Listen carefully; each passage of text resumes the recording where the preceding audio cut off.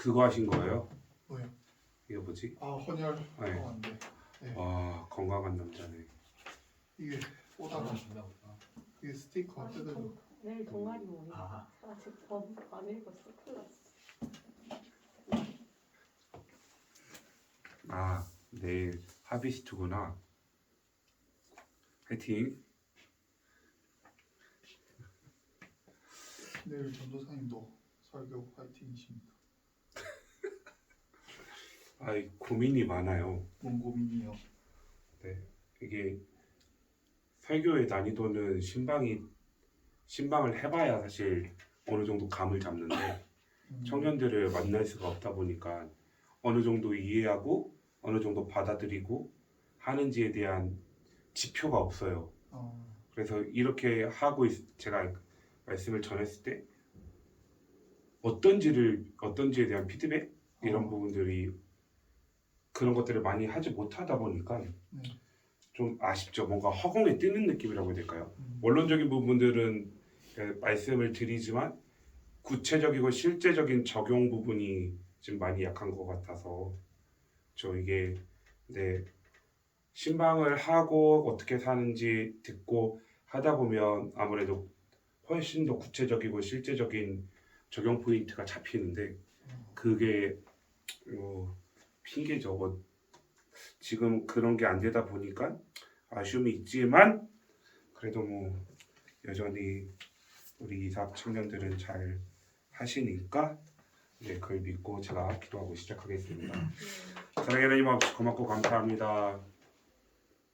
봄 날씨 가운데 우리의 마음도 꽁꽁 얼어붙었던 그 마음들도 조금씩 풀리고 또한 만물이 생동하는 이 기운 가운데 우리도 무엇인가 새로운 시작을 향해서 발버둥 치고 있는 이 시기에 쉬고 싶은 마음들도 있고 놀고 싶은 마음들도 있고 좋은 사람들과 함께 즐거운 시간을 보내고자 하는 마음들도 있지만 하나님께서 맡겨주신 그 역할에 대해서 책임을 다하고자 이 자리에 나왔고 이 자리에 참석합니다. 하나님의 말씀을 듣고 읽고 묵상하고 할 때에 깨닫는 즐거움과 기쁨을 허락하여 주시고 그 깨달음이 지식으로 멈추는 것이 아니라 머리에서 가슴으로 내려오게 하시고 가슴에서 행함으로 나타남으로 말미암아 예수님께서 원하시는 제자의 모습으로 변해갈 수 있도록 주님께서 도와주시기를 원합니다. 하나님 오늘 시간도 오늘 본문 말씀을 통하여서 하나님께서 우리에게 말씀하시고자 하는 것이 무엇인지 알게 하시고 그것을 기억하고 삶으로 살아내고 또한 내일 가원들과 함께 나눌 때에 하나님께서 주시는 놀라운 은혜가 있고 그 은혜로 말미암아 기쁨과 즐거움이 넘치도록 하나님께서 은혜 베풀어 주시기로 나오며 예수 그리스도의 이름으로 기도합니다. 요한복음 20장 19절부터 23절까지 말씀인데요. 성경을 한번 읽어보도록 하겠습니다.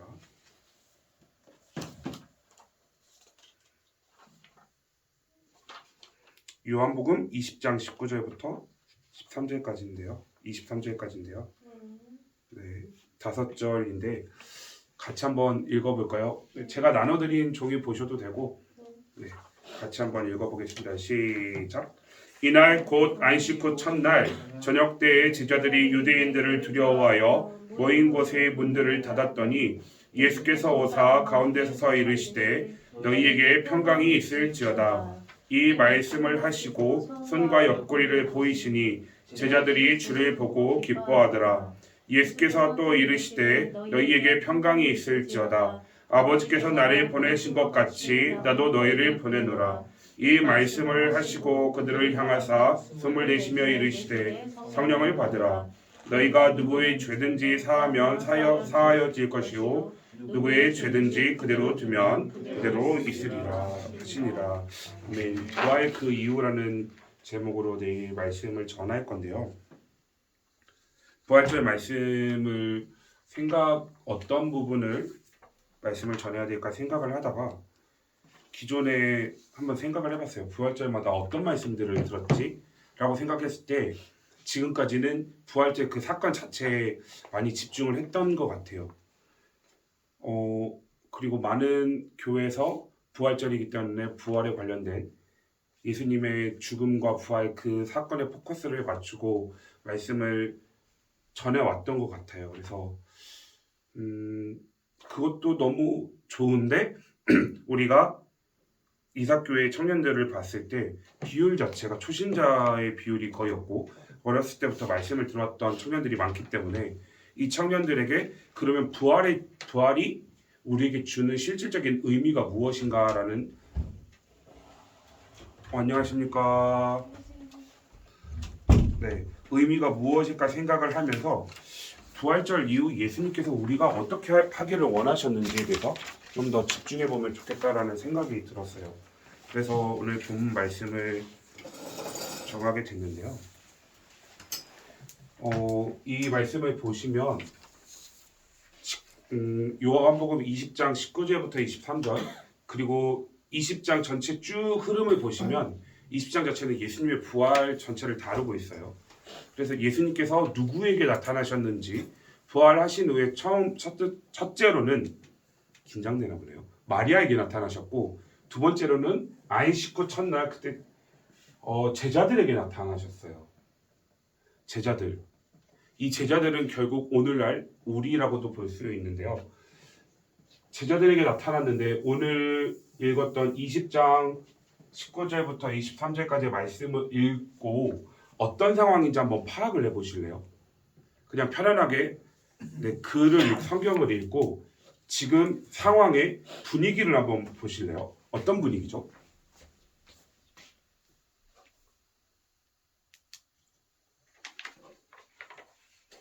네, 19절 말씀을 보시면 이제 안식하고 제자들이 예수님이 이제 죽으셨으니까 우리도 곧 뭐 잡힌다 이런 느낌으로 맞아요. 두려워서 두려워하고 있어요. 지금. 왜요? 누구들 때문에요? 유대인들 때문에 두려워하고 있어요. 유대인들이 예수님을 죽였어요. 아무런 죄가 없는 예수님을 유대인들이 죽였기 때문에 제자들은 지금 겁에 질려 있어요.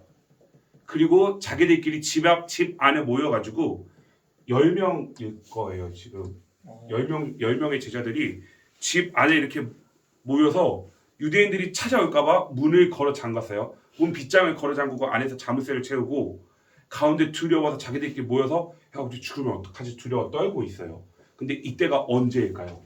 안식 후 첫날 저녁입니다. 네, 성경은 이런 시간들을 그냥 기록하지 않아요.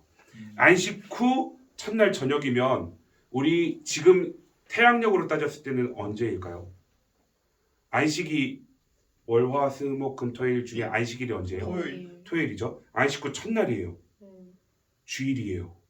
이게 특별한 의미가 있어요. 안식 후 첫날은 새로운 시작을 의미해요. 왜요? 하나님께서 6일 동안 천지를 창조하시고 일곱째 날에 안식하셨잖아요. 모든 사역이 끝났어요. 그리고 나서 다시 사이클이 돌아오는 안식 후 첫날은 새로운 시작을 의미해요.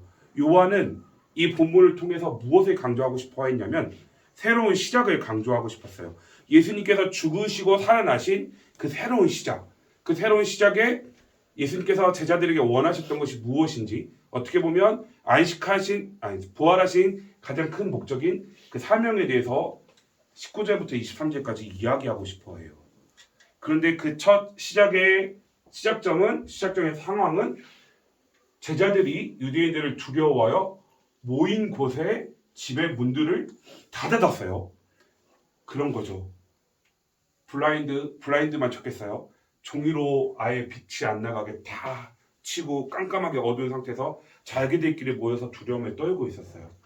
그런데 예수께서 예수님이 부활하신 예수님이 문이 다 잠겨있는 집을 그냥 쓱 이렇게 이거 영화 이런 거 많이 나오는데 해리포터. 네, 통과해서 들어오셨어요. 그리고 어디 계셨죠? 가운데. 가운데예요. 제자들이 모여 있었던 가운데에 부활체인 예수님의 몸이 벽을 그냥 통과해서 제자들 두려움 가운데 모여 있었던 제자들 가운데 서셨어요. 해리포터네요. 제가 해리포터를 안 봐가지고 해리포터 벽 뚫는 거. 아 그래요? 네, 근데 비슷한 느낌일 것 같아요. 네, 부활하신 예수님께서 부활하시기 전에는 우리랑 똑같은 육체를 가지고 계셨지만 사망 가운데서 부활하시고 나서 부활체로 바뀐 그 상황 가운데 모든 공간을 벽을 뚫고 그냥 제자들께 들어오셔서 처음에 하신 말씀이 뭐죠? 저희에게 평강이 네, 평강이 있을지어다. 왜요? 유대인들을 두려워해서 지금 모인 곳들의 문을 모두 다 닫고 떨고 있었거든요. 아, 우리도 잡혀 죽으면 어떡하지? 우리도 잡혀가서 죽으면 어떡하지? 이런 두려움 가운데 예수님께서 다쳤던 분들을 뚫고 들어와서 가운데 오시고 제자들에게 이렇게 말씀을 하세요. 그래서 이제 결국은 지금 예수님께서 오사라는 이 부분 속에서 우리가 나중에 우리의 궁극적인 목적, 우리의 상태에 대해서 예수님이 미리 보여주시는 건데요. 여러분, 그쵸, 20분밖에 안 남았네요. 네, 부활체의 특징. 일단은 오늘 본문을 통해서 부활체, 예수님께서 부활하신 몸의 특징이 공간의 지배를 받지 않아요. 벽을 통과하고 우리가 생각하지 못하는 새로운 모습이 그런 특징을 가지고 있는 몸으로 변형되셔서 나타나시는데, 이런 예수님께서 오셔서 제자들 가운데 들어오셨고 말씀하셨던 게 평강이 있을 자다 말씀을 하세요. 이 말씀을 하시고 예수님께서 다음으로 하셨던 동작이 뭐죠? 이 말씀을 하시고 손과 옆구리를 보여주셨어요. 왜요? 제자들은 놀랐을 거 아니에요. 벽을 뚫고 왔잖아요. 귀신이다, 유령이다 생각을 했지만 예수님께서 친히 손하고 옆구리를 보여주시면서 뭘 하시는 거죠? 지금 나는 십자가에 달렸던 예수다라는 것을 직접 행동으로 보여주고 계세요. 그런데 성경이 이제 오늘 말씀을 준비하면서 참 신기했던 부분이기도 한 부분이, 말씀을 하시고 손과 옆구리를 보이시니 제자들이 주를 보고 기뻐했어요. 왜요? 아, 이제 살았다. 우리 예수님이 어렴풋이 말씀하셨어. 내가 죽은 다음에 3일 만에 살아날 거야.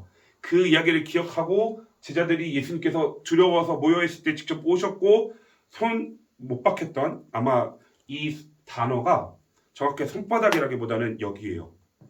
이게 못 박혔던 그 손목과 옆구리, 창에 찔렸던 옆구리를 보여주시고 십자가에 달리셨던 그 예수님이라는 걸 확증했을 때 제자들이 주를 보고 이제 드디어 평강을, 안식을, 기쁨을 누리는 거죠. 그런데 이 옆구리라는 이 단어를 보시면 참 신기한 부분이 있어요. 뭐냐면 이게 우리 헬라어죠. 그 제자반 하시는 분들은 목사님께서 이렇게 헬라어를 감독은 아니지만 그래도 읽어보도록 계속 시키셔가지고 아마 이곳에 참여한 우리 경민자매님 요거 한번 읽어보실래요? 이 단어 읽으실 수 있겠어요? 아니요. 저 알파벳 있어야 돼요. 오빠 이거. 아 진짜요? 텐. 오! 맞아요. 텐. 오. 텐 피 퓨 이거 뭐예요? 푸르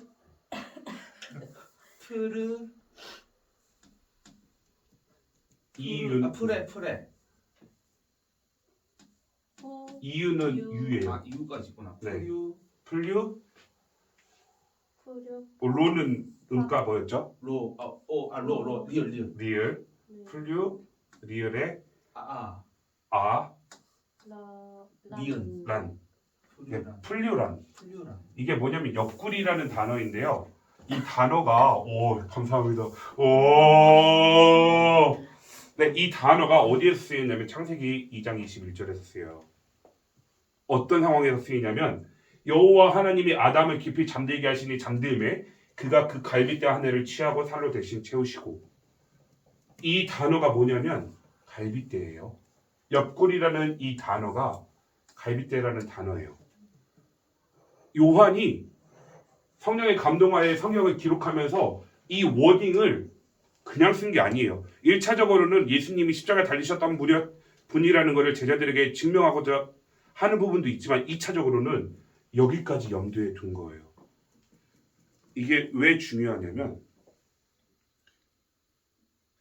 예수님께서 오셔서 손과 옆구리를 보여주셨어요. 근데 이 옆구리라는 단어를 보면 이 단어가 요한복음 19장 34절에도 쓰였어요. 십자가에 예수님께서 달리셨을 때 로마 군인들이 뭘 했냐면 옆구리에 뭘 찔렀죠? 창을 찔렀어요. 아, 그림 진짜 못 그리는데. 그냥 이해해 주세요. 이게 그럼 안 그러셔도 될 것 같아요. 아 이게 아니 감사합니다. 옆구리 이렇게 창을 찔렀는데 뭐에 찔렸냐면 심장까지 이렇게 대각선을 뚫고 들어서 심장까지 찔린 거예요.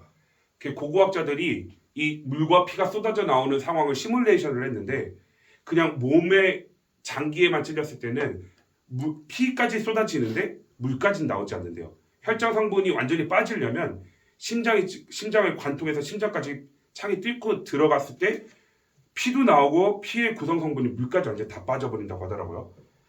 근데 예수님께서 그중 한 군인이 창으로 옆구리를 찌르니 곧 피와 물이 나오더라. 예수님께서 옆구리를 찔리시고 피와 물을 쏟으셨어요. 근데 이 장면이 창세기 2장 21절에 쓰였어요. 하나님께서 아담이 외로워하는 것을 보시고 깊이 잠들게 하신 후에 아담의 갈비뼈 하나를 툭 빼셔서 그곳을 빈 공간으로 메우시고 하와를 만드셨죠. 남자를 통해서 여자를 만드셨어요. 근데 이 관계가 예수님과 교회의 관계랑 똑같아요. 이거를 이제 내러티브 유비라고 하는데 이거 뭐 모르셔도 되고 이 개념을 에베소서 교회론인 에베소서에서는 이렇게 얘기를 해요. 이는 남편이 아내의 머리됨 같이 남편과 아내죠. 이 관계가 그리스도께서 교회의 머리된 것 같이 즉 이게 무엇을 말씀하고자 하는 거냐면 아담을 통해서 하와를 만드신 것처럼 예수님께서 창에 찔리시고 물과 피를 쏟으심으로 빈 공간이 생기고 그 빈 공간을 통해서 아담의 빈 공간을 통해서 하와를 만드셨던 것처럼 예수님은 둘째 아담이라고 하거든요. 둘째 아담인 예수님께서 빈 공간을 그렇게 물과 피를 쏟으심으로 하나님의 교회를 만드신 거예요. 여기까지 잘 따라오셨죠? 그럼 끝났어요. 이해하오. 그런 예수님께서 우리에게 뭘 말씀하시냐면 네, 정말 빠르고 굵게 그 예수님께서 너희에게 평강이 있을지어다 한 번 더 말씀하세요. 보세요. 이거 좀 전에 어디 있었죠? 19절. 네. 제자들이 두려워하고 있는 상황 가운데 예수님께서 뚫고 들어오셔가지고 너희에게 평강이 있을지어다 말씀하시고 또 두 번째로 말씀을 하세요. 그러면서 뭐라고 말씀하실까요? 아버지께서 나를 보내신 것 같이 나도 너희를 보내노라 말씀을 하세요. 자, 정리 한번 해볼까요? 제자들이 두려워 떨고 있는 가운데 예수님께서 가운데로 오셨어요. 그리고 너희에게 평강이 있을지어다 말씀을 하시고 손과 옆구리를 보여주셨어요. 이걸 통해서 예수님이 부활하셨구나 인식을 했어요. 근데 성경은 이 부활하시면서 손과 옆구리를 보여준 사건에서 특히 옆구리의 이 사건을 통해서 교회의 탄생, 새로운 시작을 이야기하고자 해요. 맨 처음에 안식 후 첫날이라고 말씀드렸죠. 일곱째 날이 끝나고 여덟째 날, 이 8이라는 숫자 자체가 또 성경에서 사용하는 숫자 중에서 새로운 시작을 의미하거든요. 요한은 이 본문 말씀을 통해서 새로운 시작에 대해서 이야기를 하고 있어요. 그 새로운 시작이 뭐라고요? 교회의 새로운 시작이에요. 그 교회를 이뤘던 주춧돌이 제자들이에요. 제자들 입구의 사도들이죠. 그리고 오늘날 우리들이에요. 에클레시아라는 이 교회라는 헬라어라는 이 단어가 결국은 오늘날 우리예요. 예수님의 부활하신 목적은 결론적으로 21절에서 말씀하는 거는 뭐냐면 이게 예수님께서 부활하신 이제 궁극적인 목적이 되는 거죠. 여러 가지의 목적이 있어요. 첫 번째는 예수님이 죄가 없으시다는 것을 이제 확증하는 사건이 부활 사건이기도 해요. 왜냐하면 사람이 죄를 지음으로 인해서 그 죄의 결과로 사망이 들어왔잖아요. 죄인은 다 죽어요. 그 사망의 권세 가운데 예수님이 던져졌다가 죄가 없으셨기 때문에 하나님께서 예수님을 먼저 첫 번째로 살리신 거예요. 부활의 첫 열매가 예수님이 되게 하셨어요. 부활의 무슨 열매요? 첫 열매라는 건 가정이 있어요. 반드시 다음 열매가 다음 열매를 맺는다는 가정이 되었어요.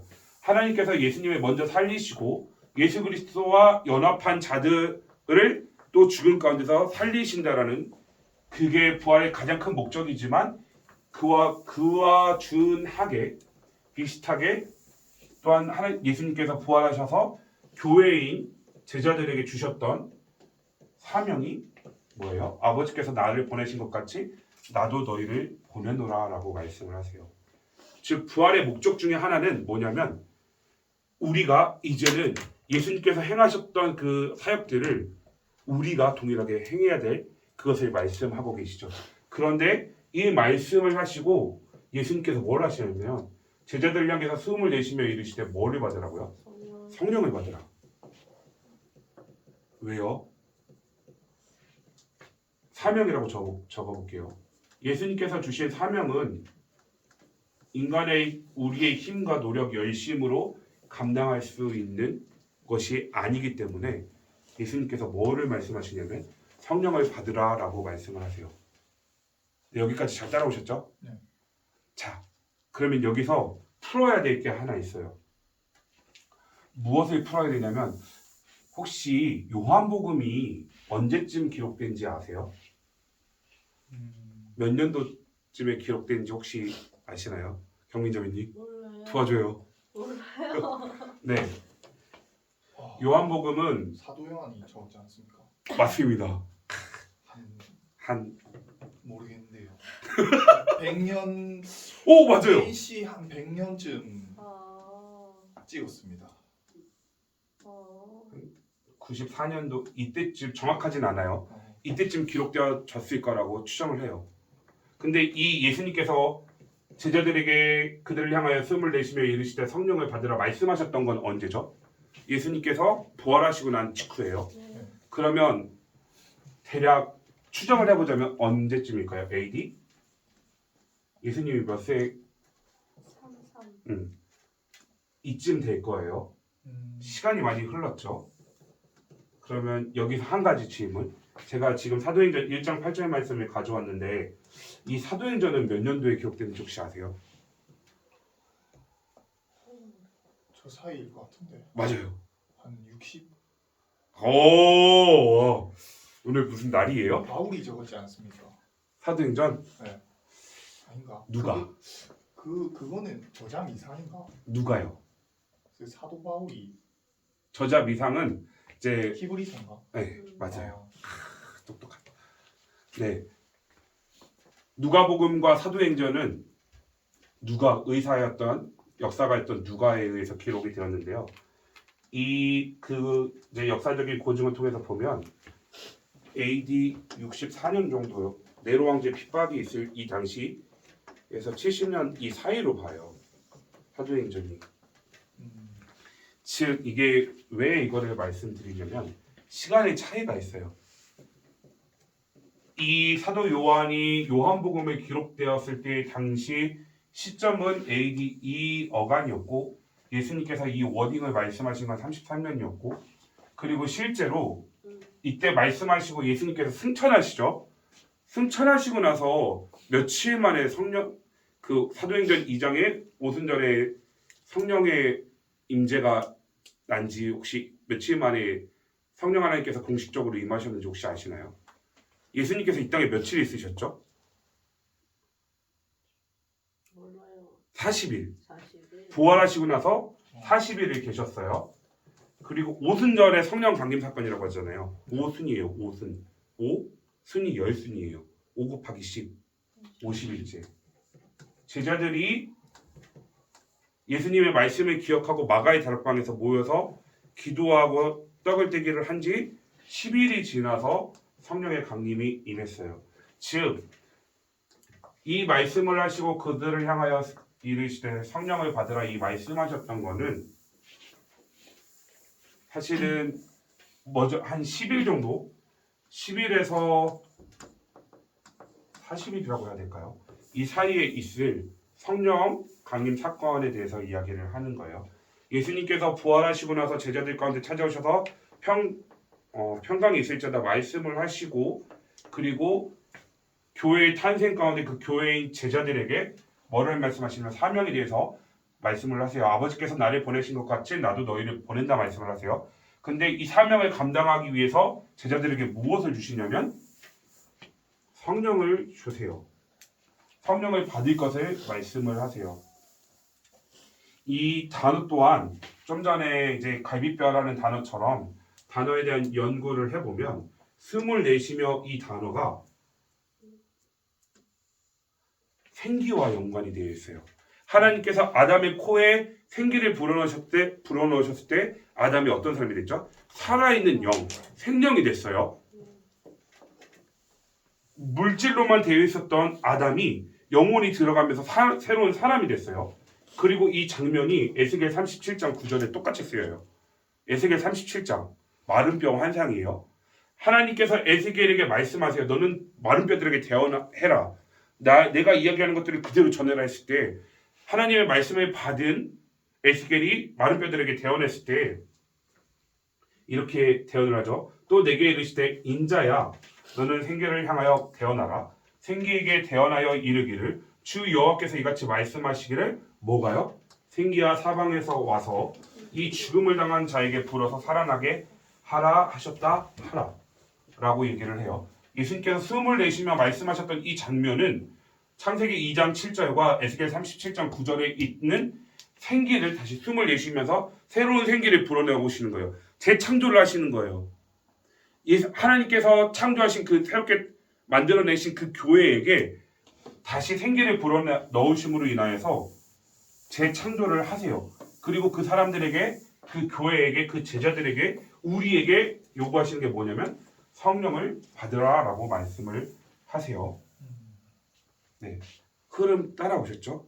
네, 끝났어요. 40분 안에 끝날 것 같아요. 예. 그러면서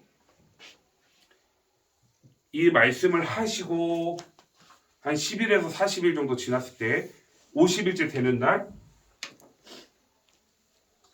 사도행전 2장처럼 성령 강림 그 사건이 일어나요.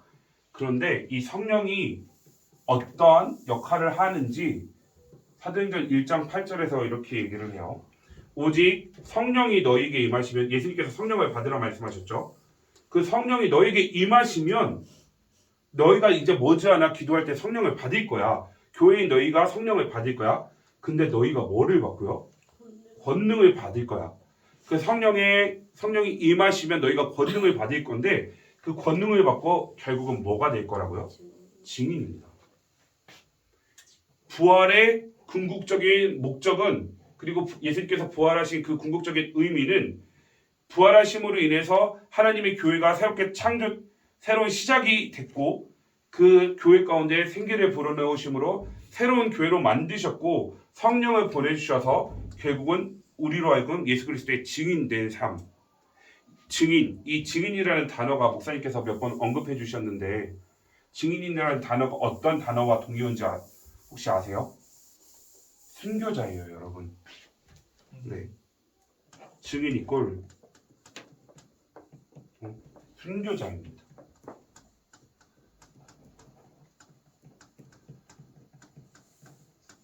그리고 사도행전 전체를 보면 이 예수 그리스도의 증인으로 살다가 순교한 사람들에 대한 기록이 또 사도행전이거든요. 증인이라는 단어를 검색해 보세요. 되게 많이 나와요. 제가 지금 빈도수가 정확하게 기억이 안 나는데 결국은 예수님께서 부활하시고 제자들에게 찾아오셔서 성령을 받으라 말씀하셨던 그 궁극적인 목적은 우리로 하여금 오늘날 우리로 하여금 예수 그리스도의 증인으로 살아가라고 말씀을 하시는 거죠. 즉 증인, 이 순교자는 예수님께서 부활하신 것을 목격했던 그 사람들이 그 제자들이 그것을 부인할 수 없고 그 기정사실에 대한 것들을 전하지 않으면 견딜 수 없는 그 뜨거운 가운데 다른 사람들이 헛소리하지 마 하면서 위협하고 죽이려고 했던 그 순간에서도 예수님을 부인하지 않고 순교했던 사람들의 기록이 사도행전에 쭉 나오죠. 그러면서 이제 이 부분에 대해서는 얘기하는데요. 이거는 내일 말씀을 전할 때 들으시면 될 것 같고요. 그래서 본문 읽기 집에서 용기를 보시면 본문 읽기에서 간략하게 답을 한 번씩 달아보고 적용하고 이제 이제 마무리할 건데요. 안식 후 첫날의 의미가 어떤 의미라고요? 새로운 시작. 맞습니다. 그리고 예수님께서 옆구리에서 물과 피를 쏟으신 이 의미가 뭐라고요? 교회의 탄생. 탄생이에요. 그리고 성령을 받으라 말씀하신 것은 결국은 어떤 의미인가요? 예수 그리스도의 뭐가 되는 거예요? 증인이 되는 겁니다. 예수님께서 부활하신 이유는 우리를 살리시기 위한 가장 큰 목적이 있지만 실질적으로 예수님께서 부활하셔서 제자들에게 주셨던 것은 복음의 증인이 되는 삶을 우리에게 맡기신 거죠. 그러면 이걸로 어떤 것들을 나눌 수 있을까요? 성령 은혜 나누기 보시면 성령으로 충만한 사람은 외적인 표현이 뭐가 있냐면 입술에 찬양과 감사가 넘쳐요. 성령 충만한 사람의 모습이 입술에 찬양과 감사가 넘칩니다. 또한 성령이 충만한 사람의 모습은 하나님께서 주시는 권능을 받고 복음의 누가 돼요? 증인이 돼요. 그것으로 그치는 것이 아니라 말씀을 따라갑니다. 그렇다면 현재 나의 영적인 상태는 어떠한지 질문을 한번 해 주셨으면 좋겠어요.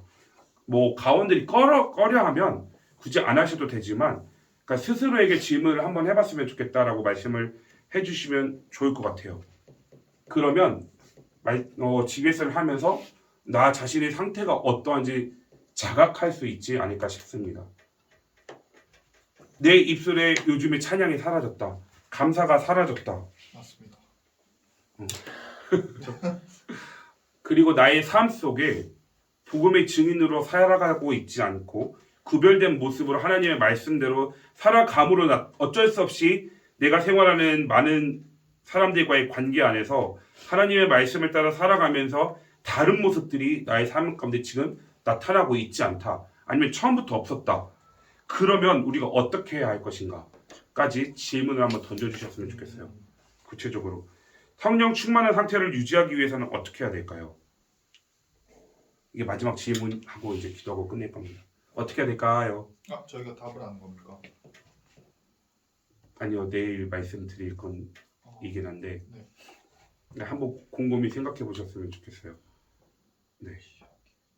성령의 충만함. 성령의 충만함이 기억하시나요? 어떤 개념인지? 여러분, 성령 하나님은 양이 아니에요. 양적인 개념이 아니에요. 저게 컵을 가지고 계시지만 물을 따라서 물이 충만하게 차는 이런 개념이 아니에요. 성령의 충만함은 뭐냐면 성령 하나님의 음성에 온전하게 지배당하고 성령 하나님의 말씀하시는 거에 통치의 영역 가운데 순종하면서 따라가는 거예요. 즉 말씀대로 살아가는 사람이 성령 충만한 사람이에요. 그러면 어떻게 해야 될까요? 하나님께서 우리에게 어떠한 삶을 원하시는지 결국은 말씀을 읽는 것과 연관이 되어 있어요. 그리고 말씀과 기도와 연관이 되어 있어요.